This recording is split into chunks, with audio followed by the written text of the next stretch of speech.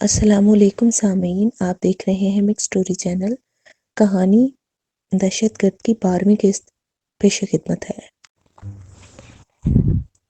شیرگل کی اچانک گمشدگی، نجمہ کے قتل اور لسانی تنظیم نے گو کہ ایجنسی کے لوگوں کو بہت کچھ سمجھا دیا تھا، لیکن انہیں ابھی تک اس بات کی سمجھ نہیں آ رہی تھی کہ آخر شیرگل کہاں غائب ہو گیا۔ لسانی تنظیم میں موجود ایجنسی کے ایک سورس نے یہ اطلاع تو پہنچا دی تھی کہ وہ لوگ شیرگل کو اغوا کر کے اسے سبق سکھانے کے لیے یہاں لائے تھے، لیکن یہ بھی تصدیق کر دی تھی کہ وہ جان بچا کر نکل گیا تھا۔ 5-9 کے باہر کیا واقعات پیش آئے؟ اس سوال کا حتمی جواب ابھی ان لوگوں کو نہیں مل رہا تھا۔ ایک خیال یہ بھی تھا کہ فرار ہوتے ہوئے شیرگل کہیں تنظیم کے رضاکاروں کے ہاتھوں نہ مارا گیا ہو، لیکن ابھی تک اس مفروضے کی تصدیق نہیں ہو سکی تھی۔ جب تک وہ لوگ اس کی لاش اپنی آنکھوں سے نہ دیکھ لیتے وہ اس بات پر یقین کرنے کو تیار نہیں تھے۔ اس درمیان شہر کے مختلف کونوں قدروں سے ملنے والی پراسرار لاشوں پر ایجنسی نے کڑی نظر رکھی تھی، اور معمول کے مطابق جب بھی کوئی بے شناخت لاش جس پر جگہ جگہ تشدد کے نشانات موجود ہوتے ملتی، ایجنسی کے لوگ بطور خاص اس ہسپتال میں اس خیال سے اس کی شناخت کے لیے جاتے کہ شاید یہ انسپکٹر شیرگل کی لاش ہی نہ ہو۔ آج 15 دن ہونے کو آ رہے تھے، لیکن اس کا نام و نشان دکھائی نہیں دے رہا تھا۔ اس کے رشتہ داروں کا کہنا تھا کہ اگر زندہ ہوتا تو اپنی بہن کے جنازے پر ضرور آتا۔ شیرگل کی والدہ کی طرف سے اعلیٰ حکام کا دروازہ کھٹکھٹانے کا سلسلہ جاری تھا۔ وہ ایجنسی کی طرف سے مایوسی کا اظہار کر رہی تھی۔ اس کا اصرار بڑھتا چلا جا رہا تھا کہ زندہ یا مردہ اس کے بیٹے کی اطلاع ان لوگوں کو ضرور ملنی چاہیے۔ ایک سرکاری ملازم کا اس طرح یکایک غائب ہو جانا چپ چاپ نظر انداز کر دینے والی بات بھی نہیں تھی۔ اس روز جب ایجنسی کے افسران کی ایک ٹیم اس خدشے کے پیش نظر کہ کہیں شیرگل کی برادری کے لوگ اس مسئلے کو پریس کے ذریعے زیادہ ہوا نہ دینے لگے، انہیں سمجھانے اور اس کی بہن کا پرسہ کرنے کے لیے اس کے گھر پر پہنچے تو شیرگل کا چچا خان زمان اپنے رشتہ داروں کے ساتھ وہاں موجود تھا۔ ایجنسی کے افسر اعلیٰ نے نجمہ کی شہادت پر اظہار افسوس کرتے ہوئے جب ان لوگوں سے کہا کہ وہ قاتلوں کو کیفر کردار تک پہنچانے کے لیے ایڑی چوٹی کا زور لگا دیں گے، تو اچانک ہی خان زمان کے غیر متوقع جواب نے اسے بھکلا دیا تھا۔ اس کی ضرورت نہیں جناب، یہ بوجھ ہماری گردن پر ہے، ہم اسے جانتے ہیں۔ آپ برائے مہربانی جس طرح بھی ممکن ہے شیرگل کی زندہ یا موت کی تصدیق کریں تاکہ ہم ذہنی طور پر ایک راہ لگ سکیں۔ آپ اندازہ کر سکتے ہیں کہ اس طرح اچانک غائب ہو جانے پر ہمیں اس قدر پریشانی لاحق ہو گئی ہے، ریٹائرڈ صوبے دار خان زمان نے کہا۔ افسر اعلیٰ چند ثانیے تک تو اس کی طرف حیرانگی سے دیکھتے رہے، پھر اچانک ہی سنبھل گئے۔ ہماری کوشش جاری ہے، آپ خود ریٹائرڈ فوجی ہیں، صورتحال کو بہتر سمجھتے ہوں گے۔ یہ تو ممکن نہیں کہ اپنے ایک افسر کی اس طرح اچانک گم شدگی پر ہم ہاتھ پیر باندھ کر بیٹھ جائیں۔ یہ سرکاری معاملہ ہے خان صاحب، ہم سے زیادہ اس کی سنگینی سے اور کون باخبر ہوگا؟ آخر وہ ہمارا ہونہار افیسر ہے۔ اگر اس طرح سرکاری افسران اغوا ہونے لگے تو اپنی بات اس نے ادھوری چھوڑ دی تھی۔ اسے سمجھ نہیں آ رہی تھی کہ کیا کہے۔ اپنا مدعا بیان کرنے کے لیے اسے مناسب الفاظ ہی نہیں مل رہے تھے۔ بہرحال آپ کا شکریہ، صوبے دار خان زمان نے مصافحے کے لیے اس کی طرف ہاتھ بڑھاتے ہوئے کہا۔ اپنے دفتر پہنچ کر افسر اعلیٰ نے ایک انسپکٹر کو بطور خاص ہدایت کی تھی کہ وہ صوبے دار خان زمان پر خصوصی نظر رکھے۔ مجھے اس بوڑھے فوجی کے ارادے ٹھیک نہیں نظر آتے، اس نے اپنے ماتحت کو رازداری سے سمجھایا۔ شیرگل کا جسم تو زخموں سے چور چور تھا ہی، لیکن نجمہ کی موت کی خبر نے اسے اندر سے بھی توڑ کر رکھ دیا تھا۔ اسے اپنا 6 فٹ کا وجود ریت کی طرح بکھرتا محسوس ہو رہا تھا۔ اپنی بہن کی شہادت کی خبر اسے اخبارات کے ذریعے ملی تھی۔ رہ رہ کر یہ پچھتاوا اس کی جان کو آ گیا تھا کہ آخری لمحات پر اس نے اپنے دل کی بات کیوں نہ مان لی۔ کوئی طاقت اسے بار بار احساس دلا رہی تھی کہ اس کی بہن کے ساتھ کچھ ہونے والا ہے، اور وہ اس کی مدد کو نہ پہنچ سکا۔ وہ جسمانی طور پر اپنی بہن کے جنازے میں شمولیت کے قابل ہی نہیں رہا تھا۔ جس رات وہ 5-9 سے فرار ہوا، سیدھا شہر کے جنوبی حصے میں اپنے ایک دوست کے گھر پہنچا تھا، جو ایک اور سرکاری محکمے میں ملازم تھا اور ایک سرکاری کالونی میں رہائش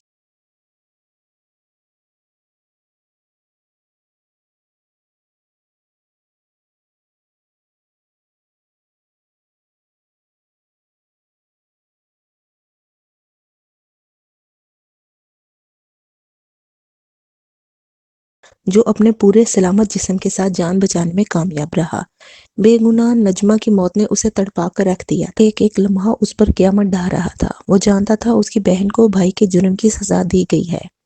اسے اس بات کا بھی اندازہ تھا کہ یہ لوگ اس کی بہن کو قتل کرنے نہیں آئے تھے، بلکہ اسے اغوا کر کے بے آبرو کرنا چاہتے تھے، اور حملہ آوروں کے گھنونے عزائم کو سمجھتے ہوئے ہی اس نے اپنی جان دینا احسن خیال کیا ہوگا۔ بہن کی موت کا جو جان لیوا پچھتاوا اس کی جان کو آ گیا تھا، اس سے بچنے کی صرف ایک ہی صورت تھی کہ اس کے قاتلوں کو اپنے انجام تک پہنچایا جائے۔ لسانی تنظیم کے آگے مقامی انتظامیہ کی حیثیت کیا تھی؟ اس کا شیرگل سے زیادہ بہتر اندازہ کون لگا سکتا تھا، کیونکہ اس کا تعلق ایک حساس ایجنسی سے تھا جس کا کام ہی لسانی تنظیم کے مکروہ عزائم پر نظر رکھنا تھا۔ وہ جانتا تھا کہ اس کی ایجنسی کے لوگ نظر رکھنے سے آگے کچھ نہیں کر سکتے، کیونکہ سیاست اور حفظ اقتدار کی آہنی فصیلوں کو عبور کرنا کسی بھی حساس ادارے کے دائرۂ اختیار میں شامل نہیں تھا۔ بابا صاحب کی چوکھٹ پر سجدہ ریز ہونے والے حفظ اقتدار کے اندھوں کی قطار لگی رہتی تھی، یہ جاننے کے باوجود کہ بابا صاحب ملک دشمن سرگرمیوں میں ملوث ہیں۔ ہر کوئی اس کے چرن چھونے کو باولا ہوا جاتا تھا، لیکن نجمہ کا خون رائے گا نہیں جائے گا۔ بالآخر اس نے فیصلہ کن لہجے میں اپنے ساتھی سے کہا، جس کے ہاں اس نے پناہ لے رکھی تھی، شیرگل، میں بھی تمہیں یہی کہنے والا تھا کہ سرکار دربار سے اپنی معصوم بہن کے خون کا حساب نہ مانگنے جانا۔ خواری اور ذلت کے سوا اور کچھ ہاتھ نہیں آئے گا۔ آج تمہیں اپنی روایت پر انحصار کرنا ہوگا، اپنے دشمن سے بدلہ لینے کی روایت۔ اس دشمنی کی بنیاد ہم نے نہیں رکھی۔ ذلیل دشمن کو اگر تم سے کچھ شکایت تھی تو وہ تم پر حملہ کرتا۔ یہ بے غیرتی ہوگی اگر ہم اسے اپنی بہن کا خون معاف کر دیں۔ شیردل، ابھی تمہارے قبیلے کے جوان اتنے کمزور بھی نہیں ہوگے کہ وہ نجمہ کے خون بہا کے لیے سرکاری ایوانوں میں ماتھا رگڑتے پھریں۔ میں بھی جانتا ہوں کہ لسانی تنظیم کے ہاتھ اتنے لمبے ہیں کہ تمہاری ایجنسی ہی کیا، یہ حکومت بھی اس کے سامنے بے بس ہے، لیکن ہمیں مثال قائم کرنا ہوگی۔ ہمیں بتانا ہوگا کہ کم از کم ہم بے بس نہیں ہیں، ہم میں ابھی بھی غیرت باقی ہے کہ اپنی بے گناہ بہنوں کے قاتلوں کو کیفر کردار تک پہنچا سکیں۔ اس کے ساتھی کا جوش دیدنی تھا۔ ثابت خان، تم کسی بھی طرح چچا زمان خان کو میرا پیغام پہنچاؤ، ملاقات کی سبیل کرو، لیکن اس بات کا خیال رکھنا کہ ایجنسی کے لوگ سائے کی طرح اس کے پیچھے ہوں گے، کہیں اس کے تعاقب میں وہ مجھ تک نہ پہنچ جائے۔ میں ابھی پیش نہیں ہو سکتا۔ ثابت خان، اگر یہ قرض چند روز تک میں نے نہ اتارا تو خدا کی قسم میں دم گھٹ کے مر جاؤں گا۔ تم بے فکر ہو جاؤ، میں اپنا کام خوب سمجھتا ہوں۔ اس روز شام گئے ثابت خان پرسہ کرنے کے بہانے خان زمان تک پہنچ گیا۔ اس نے اندازہ کر لیا تھا کہ شیرگل کا خدشہ ٹھیک ہے۔ یہاں دو پرسرار چہرے اسے نظر آ رہے تھے۔ اسے حیرانگی بھی ہوئی تھی اور غصہ بھی آ رہا تھا کہ ظالموں پر گرفت رکھنے کی بجائے ان لوگوں کو یہ فکر لگی رہتی ہے کہ کہیں مظلوم اپنا انتقام نہ لے لے۔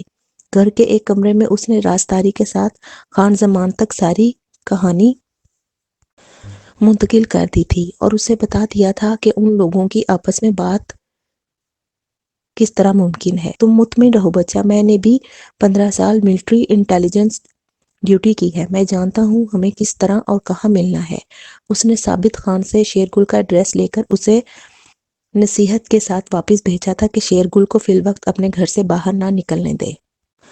عارفہ پر ایک طرح سے جنونی کیفیت طاری ہونے لگی تھی۔ اس نے ابھی تک ذہنی طور پر اپنے والدین کے بزدلانہ فیصلے کو قبول نہیں کیا تھا۔ اس کی بے گناہ اور پاک دامن سہیلی نے اس کی آنکھوں کے سامنے اپنی عزت کی حفاظت کرتے ہوئے جان کا نذرانہ پیش کیا تھا، اور وہ اس کے جنازے میں بھی لسانی تنظیم والوں کے خوف سے شرکت نہیں کر سکتی تھی۔ وہ ایک سیدھی سادی لڑکی تھی جس کی زندگی کا مقصد تعلیم حاصل کر کے اپنے والدین کا سہارا بننا اور وقت آنے پر اپنا گھر بسانے کے سوا کچھ نہیں تھا۔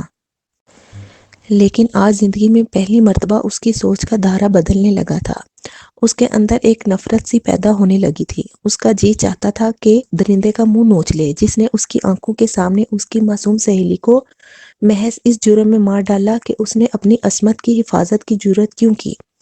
پہلے پہل تو وہ چپ رہی تھی، شاید وہ ابھی صدمے کی حالت سے گزر رہی تھی، پھر اچانک ہی اس میں ایک تبدیلی آئی اور اسے اپنے والدین کی بزدلی پر غصہ آنے لگا تھا۔ اگلے روز تو اس نے زندگی میں پہلی مرتبہ اس مسئلے پر اپنے باپ سے باقاعدہ بحث بھی کر لی تھی۔ اسے سمجھ نہیں آ رہی تھی کہ جو کچھ اس کی آنکھوں نے دیکھا وہ پولیس تک کس طرح پہنچائے۔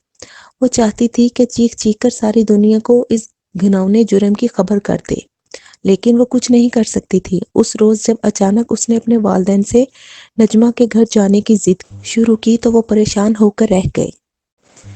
بیٹی، تم صورتحال کو جاننے کے باوجود بالکل بچوں کی سی باتیں کر رہی ہو۔ یہ تو بالکل ایسی ہی خواہش ہے جیسے کوئی بچہ آسمان سے چاند توڑ لانے کی ضد کرنے لگے۔ اس کے بوڑھے اور جہاں دیدہ باپ نے اسے صورتحال کی نزاکت کا احساس دلانا چاہا۔ ابا میاں، ایک تو آپ نے مجھ سے اتنا بڑا جھوٹ بلوایا، قاتلوں کو مظلوم بنوایا، اور اب اپنے ضمیر کی خلش مٹانے کے لیے آپ مجھے اپنی مرحومہ سہیلی کی والدہ کے گھر جا کر پرسہ کرنے سے بھی روک رہے ہیں۔ یہ کہاں کا انصاف ہے؟ کیا ہم سب نے کل خدائی عدالت میں نہیں جانا؟ یہی ہے آپ کی تربیت جس کا رونا آپ ساری زندگی روتے آئے ہیں؟ وہ پھٹ پڑی۔ چپ کر جا لڑکی، خدا کے لیے خاموش ہو جا۔ اگر تیرے باغیانہ خیالات کی بھنک بھی اس گھر کی دیواروں سے باہر نکل گئی تو زمین ہم پر تنگ ہو جائے گی۔ بیٹی، تجھے سریا کی کہانی شاید بھول گئی ہے۔ اس نے یہی جرم کیا تھا۔ اس نے بھی یہی جرم کیا تھا۔ اس نے بھی صرف اغوا کاروں کی شناخت کی تھی۔ اس کے بعد کس طرح اجتماعی آبرو ریزی کے بعد اس کی مسخ شدہ لاش گھر کے دروازے کے سامنے پھینک دی گئی تھی۔ بیٹی، اس کا باپ آج تک پاگل بنا سڑکوں پر مارا مارا پھر رہا ہے۔ سارا شہر جانتا ہے کہ اس کی بیٹی کے ساتھ کس نے کیا ظلم کیا، لیکن کسی کی جرات نہیں جو ان کے خلاف منہ کھولے۔ بیٹی، ہم بیچارے تو خیر کسی قابل ہی نہیں، لیکن جو لوگ اپنی حفاظت کا حوصلہ رکھتے ہیں وہ بھی گونگے اور بہرے بنے ہوئے ہیں۔ بیٹی، میں بھی جانتا ہوں کہ اس بڑھاپے میں جب کسی بھی لمحے خدا کے ہاں کا بلاوا آ سکتا ہے، ہمیں قوانین قدرت کو چیلنج نہیں کرنا چاہیے تھا۔ اتنا بڑا جھوٹ بولنے پر تمہیں مجبور نہیں کرنا چاہیے تھا، لیکن تمہارے سچ کی قیمت کیا ہوتی شاید تم اس کا اندازہ نہ کر پاتی۔ تمہارے اکلوتے بھائی کو یہ درندے کتے کی موت مار ڈالتے اور ہم سب کو ایڑیاں رگڑ رگڑ کر مرنے پر مجبور کر دیتے۔ کیا تمہیں یہ سب کچھ گوارا ہوتا؟ کیا تم سریا جیسے انجام کا تصور بھی کر سکتی ہو؟ عارفہ بچوں کی طرح بلک بلک کر روتی۔ لیکن امی جان، ان لوگوں کو ہماری تعزیت کے لیے جانے پر کیا اعتراض ہوگا؟ اس نے روتے ہوئے پوچھا۔ اسے بغاوت سمجھا جائے گا بیٹی۔ وہ سمجھیں گے کہ تمہارا دماغ خراب ہونے لگا ہے اور کسی بھی لمحے تم سچ کہہ سکتی ہو۔ اس طرح تو تمہارے سارے کیے کرائے پر پانی پھر جائے گا، امی جان کی بجائے ابا جان نے جواب دیا۔ عارفہ نے ایک مرتبہ پھر دل پر پتھر رکھ لیا تھا۔ وہ جانتی تھی کہ جو بغاوت اس کے اندر جنم لے رہی ہے اس کی قیمت اسے اکیلے ادا نہیں کرنی پڑے گی، سارا خاندان اس عذاب کا شکار ہوگا۔ 5-6 روز بعد اس نے بالآخر کالج جانا شروع کر دیا تھا۔ اس طرح گھر بیٹھے رہنے سے تو اب اسے وحشت ہونے لگی تھی۔ عارفہ کے لیے یہ تجربہ بڑا حیران کن تھا کہ کالج میں کسی بھی لڑکی نے کھل کر نجمہ کی حمایت کرنے کی جرات نہیں کی تھی۔ کسی نے اس کو احساس نہیں دلایا تھا کہ اس نے بزدلی کا مظاہرہ کیا ہے۔ لسانی تنظیم کے اسٹوڈنٹ ونگ کی 3-4 لڑکیوں نے جو اپنے کارناموں کی وجہ سے کالج میں خاصی شہرت رکھتی تھی، البتہ اس کو مجرموں کو بے نقاب کرنے پر مبارکباد دیتے ہوئے اس کا حوصلہ بڑھایا تھا اور اسے بتایا تھا کہ لسانی تنظیم کی اعلیٰ کمان اس کے اس جرات مندانہ بیان پر بہت خوش ہوئی ہے اور راہ سے اس کا شمار تنظیم کے خاص وفاداروں میں ہونے لگا ہے۔ عارفہ کے لیے یہ نئی مصیبت آ گئی تھی۔ یہ تو وہ جانتی تھی کہ کس طرح ہیلے بہانوں سے یہ لڑکیاں اس کی نیت میں آنے والے کسی بھی فطور سے آگاہ ہونے کی صحیح لا حاصل کر رہی ہیں۔ یہ اطلاع کہ وہ تنظیم کے وفاداروں میں شامل ہو گئی ہے اس کے لیے خطرے کی گھنٹی ضرور بن گئی تھی۔ اگر خدا نہ خواستہ تنظیم کے کسی بڑے نے اس سے ملاقات کی خواہش ظاہر کر دی تو وہ کہیں کی نہیں رہے گی۔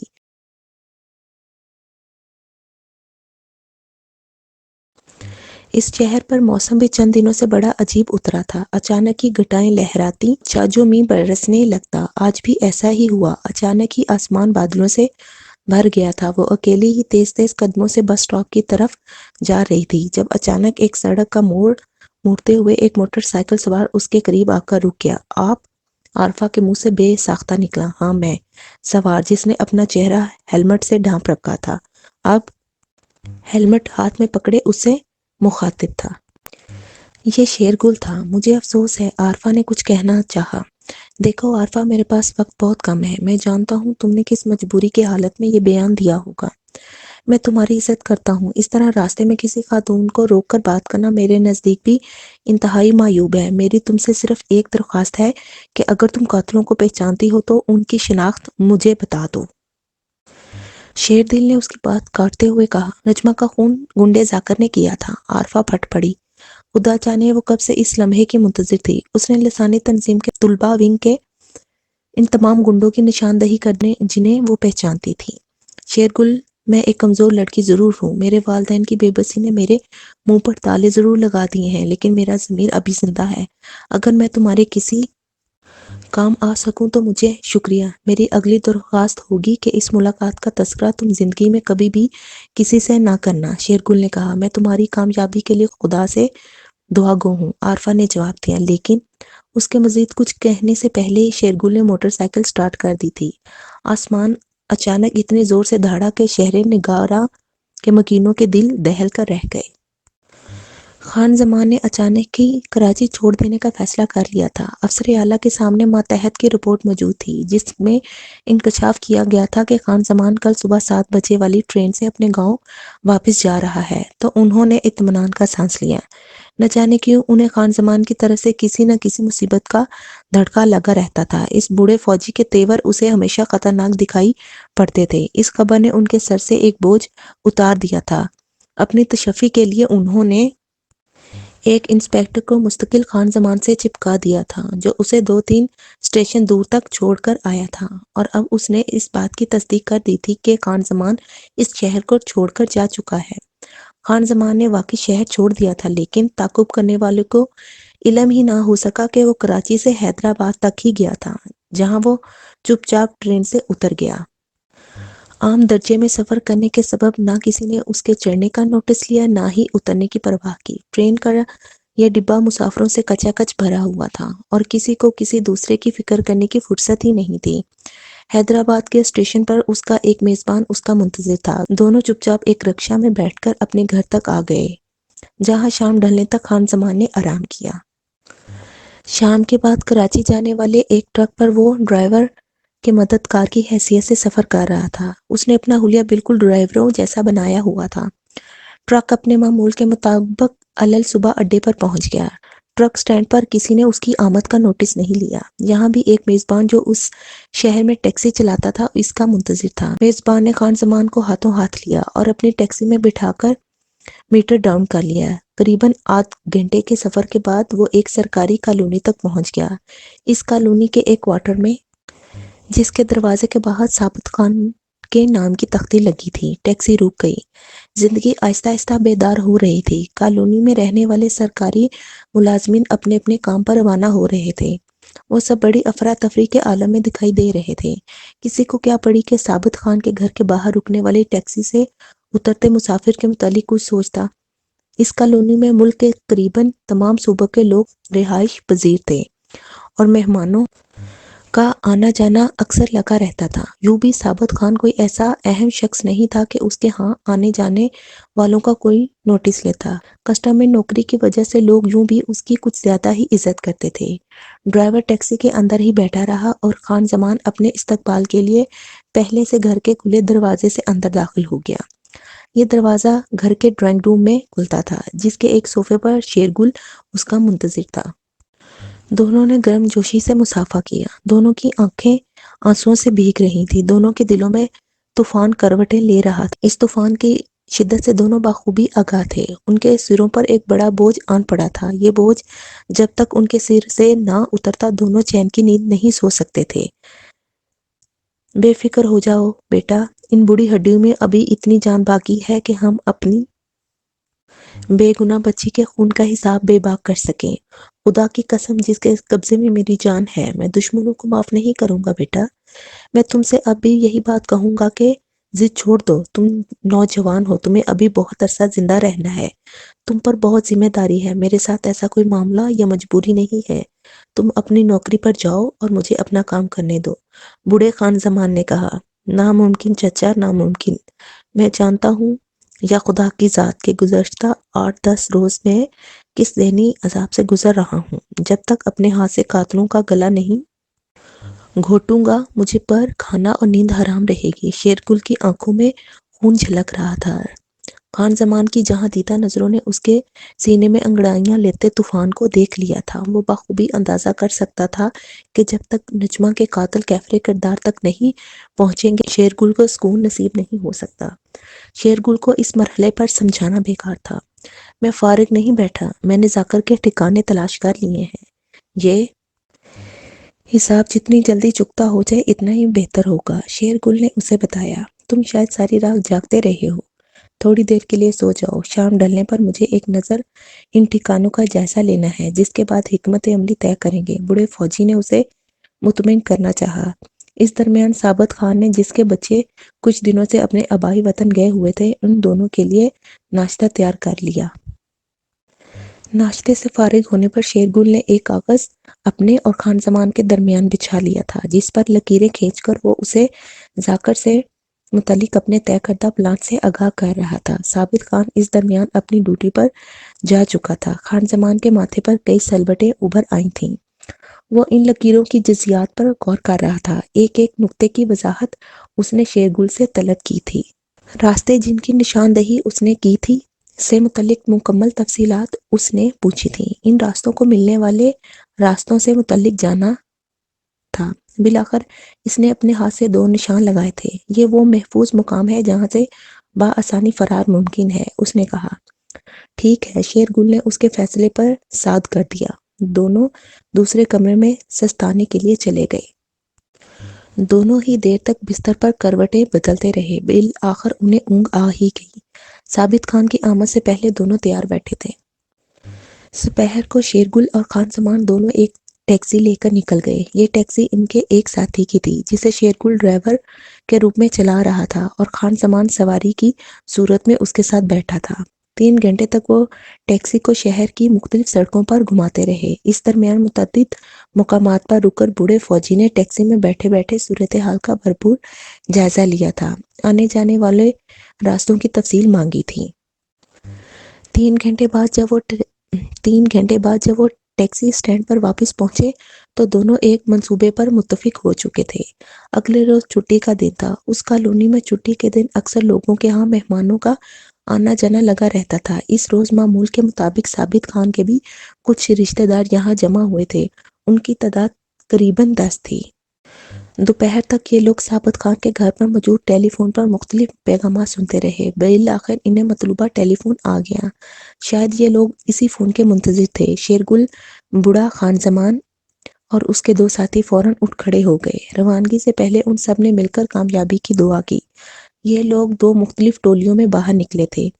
ایک ویگن میں شیرگل، خان زمان اور ان کے 2 ساتھی بیٹھے تھے، جبکہ ان کے تعاقب میں ایک ٹیکسی میں 4 اور ساتھی آ رہے تھے۔ آدھ گھنٹے کی ڈرائیونگ کے بعد ایک سڑک سے ملحقہ آبادی کے کونے میں ویگن رک گئی۔ ٹیکسی اس سے کچھ فاصلے پر جا کر کھڑی ہو گئی۔ ویگن کو رکتے دیکھ کر سگریٹ پان کی ایک دکان سے ایک نوجوان لمبے لمبے ڈنگ بھرتا ان کے نزدیک آ گیا۔ اس نے ویگن چلانے والے سے اس طرح اچانک ہاتھ ملایا جیسے راہ چلتے اچانک کسی شناسا سے ملاقات ہو جائے۔ کوٹھے پر اپنے ایک ساتھی کے ساتھ موجود ہے، ابھی واپس چلا جائے گا۔ دونوں اس کار میں آئے ہیں۔ اس نے سڑک کے دوسری طرف ایک کونے میں کھڑی سفید رنگ کی شروٹ کی طرف اشارہ کیا اور آگے نکل گیا۔ چلو، پچھلی سیٹ سے خان زمان نے سرگوشی کی۔ ویگن آگے کی طرف رینگ گئی۔ گاڑی کو الٹے ہاتھ لے جا کر تھوڑا آگے پارک کر دو، دوسرا حکم ملا۔ ویگن ڈرائیور نے اطاعت کی۔ ٹیکسی ان کے تعاقب میں تھی، لیکن یہ لوگ وہاں سے ہٹ کر مخالف سمت کی سڑک کے کنارے اس طرح کھڑے ہو گئے کہ وقت آنے پر اپنی ساتھیوں کی مدد بھی کر سکیں اور آسانی سے فرار بھی ہو سکیں۔ یہ کراچی کے جدید سہولیات سے آراستہ کالونی تھی، جہاں عام آدمی بھٹکنے کا تصور بھی نہیں کر سکتا تھا۔ لیکن اس کالونی میں سب سے شریف اور عزت دار لوگ نہیں رہتے تھے۔ زیادہ تعداد 2 نمبر کے لوگوں کی تھی، جن کا دھندا ہزاروں کو کروڑوں میں بدلنے والا تھا۔ اس کالونی کے ایک عالیشان بنگلے میں پرائیویٹ کوٹھی خانہ بھی تھا، جہاں سے شہر کے روسا اور اعلیٰ افسران کو لذت کام و دھن میسر آتی تھی۔ لسانی تنظیم کے اکثر بڑوں کو بھی یہیں سے لڑکیاں سپلائی کی جاتی تھیں۔ لسانی تنظیم کے طلباء ونگ کا لیڈر اور بابا صاحب کا چہیتا ذاکر بھی اس بنگلے کے کمرے میں دادے عیش دینے آیا کرتا تھا۔ یہ بات وہ سب جانتے تھے کہ اس شہر میں ہوا بھی ان کی مرضی کے بغیر نہیں چل سکتی تھی۔